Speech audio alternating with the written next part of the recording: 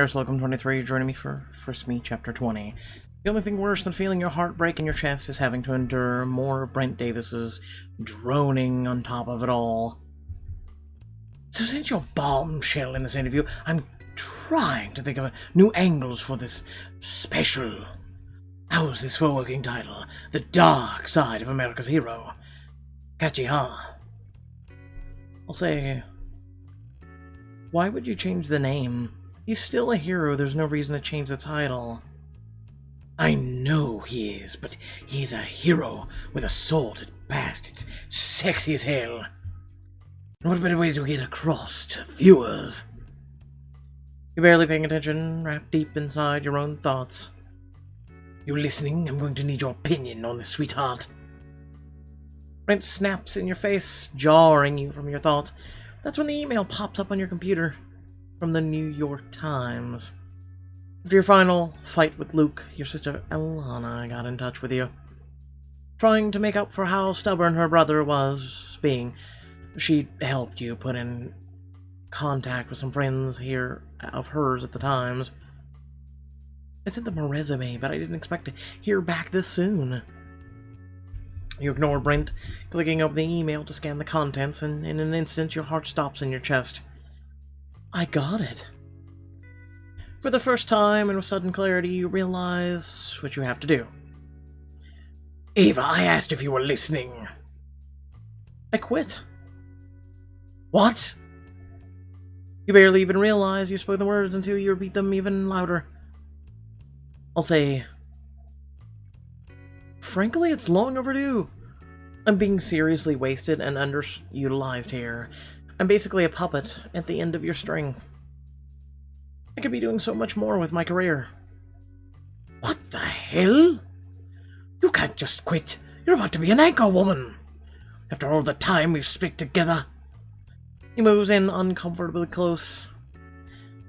That's it. This BS has gone on long enough. I should... You know what?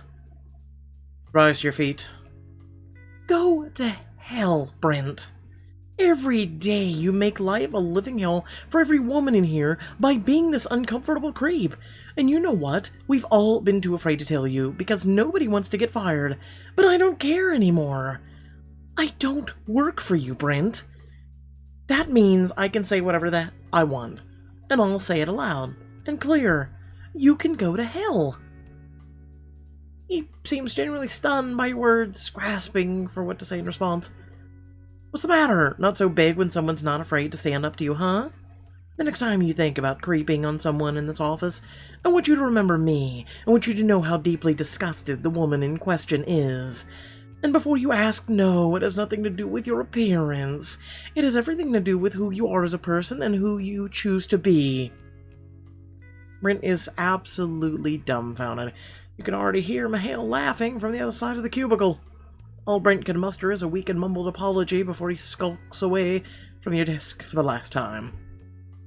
And just then Mahale pops up outside your cubicle wall. Do my ears deceive me, or are you finally out of this place? Yeah, I've got a job working at the New York Times. In print? Yeah, it's a bit different, but it'll let me do the kind of investigative work I really want to do. At that, he smiles. As much as I'll miss you, I couldn't be more proud of you than I am right now. We'll still hang outside of work, right? Oh, as if you can get rid of me that easily. Maybe we won't see much of each other as much as we used to, but that's all. We've known each other long enough to let something like this in the dynamic duo. Now to figure out a way to celebrate your last day. Mahale's solution involves day drinking as per usual, but you avoid partaking too heavily despite his teasing. Still, back at your apartment, you can barely hide the smile that's crept to your face. I'm really doing this. I'm really pursuing my dream. There's so much to plan, so much to figure it out. You pull from your thought by the sound of your ringtone. Answering without thinking, you almost regret picking up when you hear the voice on the other end. Ava, darling, how are you?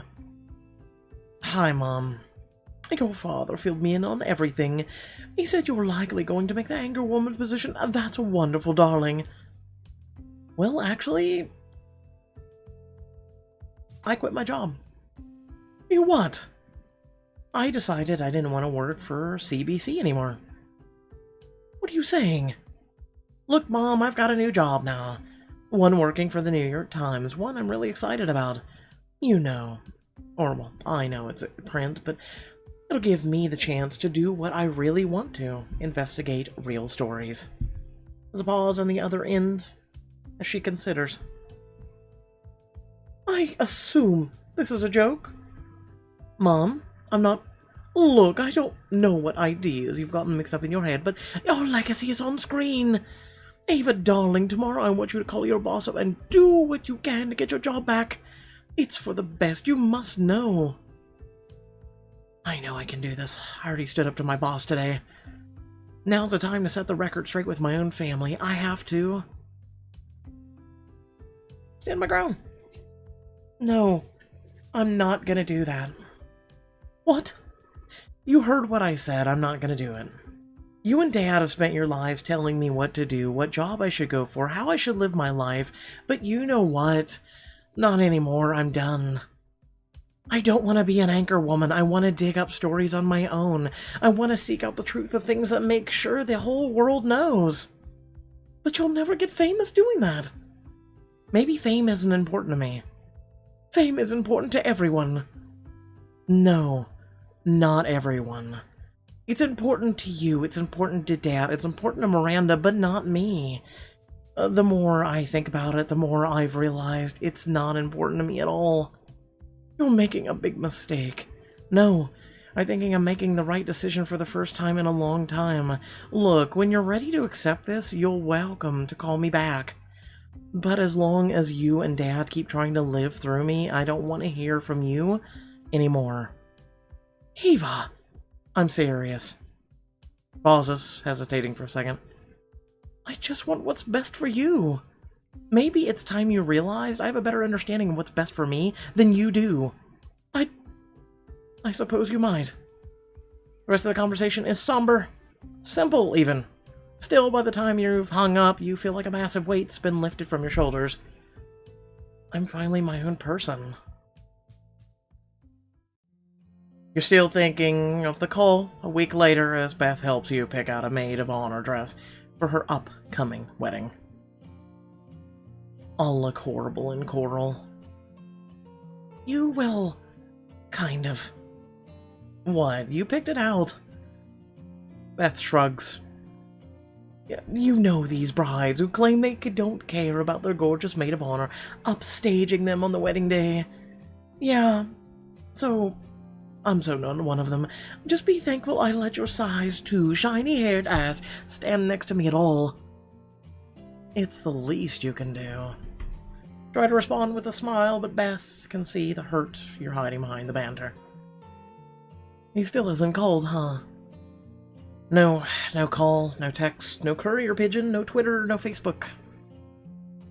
Hey, it's his loss.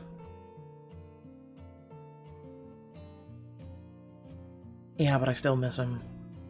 Of course, and it's totally valid that you feel that way. I just wish I could talk to him one more time, you know? Sensing the conversation's only digging you deeper into your own depression, Beth changes topics. So turning down the anchor woman position, that's a big deal. Yeah, I guess so. And now you've got this new thing at the New York Times, right? I do. I'm actually starting in a week. Look, I know this couldn't have been easy, so I've got to ask, why the shift?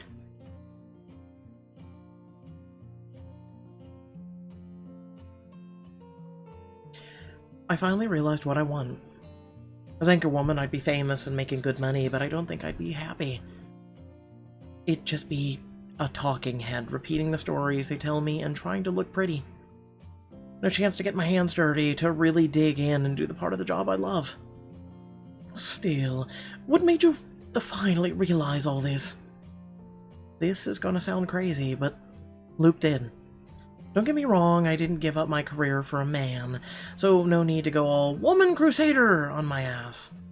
It's just, For the first time in a long time, something mattered more than proving my family wrong or sitting behind that desk. And that is Luke Moretti? Yeah, I want Luke. I want the life we could have had together more than I wanted the job. Which in turn got me thinking about why I wanted the job in the first place, and I realized I didn't. Love. It's a bish, huh? Totally. Are you going to fight for him? His voice goes uncharacteristically quiet as she asks. I don't know how. I went to his place, I told him everything I could, and he still kicked me out. How much more vulnerable could I possibly make myself? Maybe he'll come to you, maybe he just needs more time. I don't know. Hard to believe that after everything that's happened. You finish with Beth finally finding a dress you can both agree on. However, instead of heading home, you stop to purchase some flowers and a change of clothes.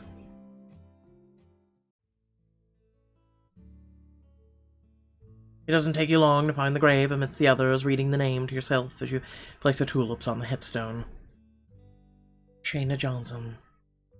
It felt wrong not being here to visit you, with you at least once, after meeting your parents, learning so much about you. Hell, you even played a big role in my life even after. Well, anyway, I just wanted to give you these, my way of saying thanks. Take care, Shayna. You turn around, make your way back to your car, and that's when you see him, roses in hand. Luke. He doesn't appear to have recognized you yet, still focused on the grave, the same one you came to visit. You slowly make your way behind him, you can hear him talking to Shayna. Hey, sweetie. Looks like you got some pretty tulips here. I guess I always get you roses. Do you like tulips better? Sets the roses down before bracing himself to continue. I bet you like both, huh? They're pink. Your mom told me it was your favorite color. It seems like forever since I've been here. I know it's only been a month, but a lot's happened. Remember how I told you last time I was kind of famous? Well, now I'm really famous, like national TV famous. You're a bit famous too. I talked about you, how I couldn't save you. How I wanted more than anything. I blame myself for a long time for that, but you know what? The only person to blame is the guy behind bars. And I helped to put him there so he can't hurt anyone else, okay, honey? I did my best. You know that, don't you? I did my best, I swear to God. She knows. Trust me, Sheena knows you did your best. Zed snaps around, his eyes go wide as he takes you in. You brought the flowers. Yep, just seemed like the right thing to do, I guess. Seems like you come here quite a bit too. Yeah, I do. Her parents would too, but it's too hard. They carry her with them always, but being here, her final resting place, I think it's too raw for them. But you come. I guess you do too. Yeah, but I probably don't belong here. Your voice wobbles as you speak. I use these people's pain for my own gain, Luke, and I hate myself for it. But even that's not why I'm here. It's just a little girl died, you know? I couldn't not come. Two of you fall silent for a moment, lost in thought in a quiet, deserted cemetery in the Bronx. Mike was cremated. Bev scattered the ashes ways off the coast of Maine. They used to go there every summer. It was his favorite place. You can't stop yourself from reaching out to him, just a small gesture.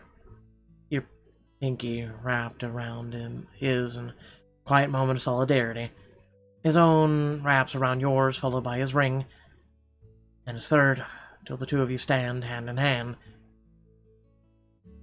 I've missed you, Ava.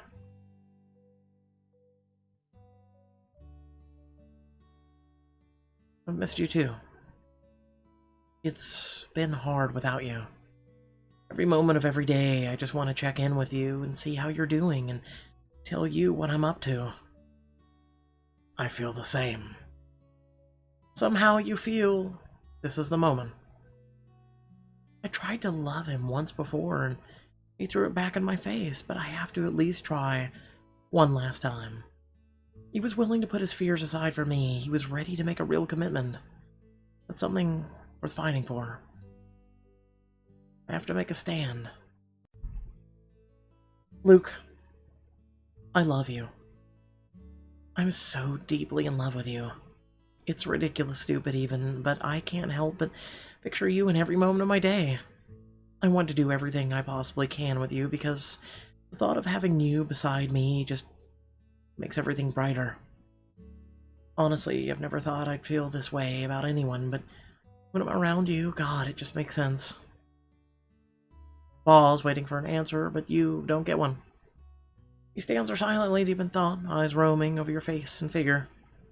And then, with one move, he pulls your hand, takes your hand and pulls you close against him. Is it wrong I'm about to do this in a cemetery? Do what? He swallows hard, bracing himself as he reaches for your other hand. Not too long ago, the two of us were on the same page about relationships, as in, they weren't for us. Right. That night at my house, you made it seem like you might have changed your mind about wanting a relationship. I know, but it's not like I was looking for a diamond ring and babies, Luke. What if I told you I was? Your eyes go wide, you try to add a response, but the words are caught in your throat. Luckily, Luke has you covered. Look, I'm not here to propose to you or anything like that.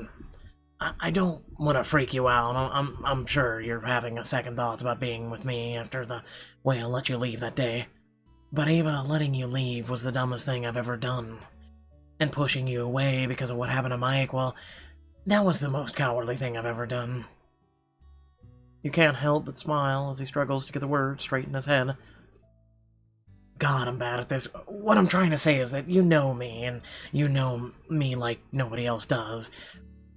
I've never been America's hero to you. I haven't even been Officer Moretti to you, and that used to make me crazy because I thought being a cop is who I was. I love being a cop, but I love you more.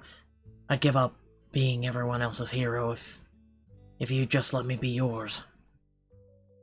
You answer with a kiss, hard and passionate on his lips. Smiles as you pull back. I'm assuming, based on the fact you're not slapping me or walking away, that I've at least got a chance, but help a guy out here. You can't help but smile at his obliviousness. I love you too, Luke, and I don't want you to be my hero, I just want you to be mine. Thank God. He leans in and kisses you once more. It's not like the kiss at Chelsea Pier. It was fast and frivolous with no emotion at all. It's not like the kiss after your first date. It was hot and conflicted and infatuous. It's not like the kiss after your interview, which was filled with unwanted anger and impassioned desire. This kiss is lasting. Pure. Kiss of a man who has finally decided what he wants, and what he wants is you. You hold yourself against him for just a moment longer before pulling back and staring into his eyes. Okay, the Tinder scene in the cemetery is one thing, but this... Yeah, this is... Let's not tell anybody about this. Agreed. He tips his head slightly, looking over at the pink flowers. Do you think she's looking down on us? Nah. I'm 100% sure that Shayna's somewhere enjoying an endless summer. Eating strawberry ice cream, playing with the biggest dollhouse she's ever seen. I hope so. Come on. You can buy me breakfast. That's right, you're unemployed now, right? I'll probably be buying everything for a while. Hope you like street meat. You smile, eager to tell him all about your job offer at the New York Times. He listens openly as the two of you exit the cemetery. You take one last glance over your shoulder. You're not the sentimental type to imagine seeing the fluttering of an angel's wings or anything, but still you can swear you hear the sound of a little girl's laughter. The end. That was very beautiful. With that being said, thank you all for watching. Please remember to like, share, and subscribe if you did enjoy the content. Very much appreciated and helps out this community and this channel. Without further ado, once again, thank you for watching, and I'll catch you all in the next video. Peace.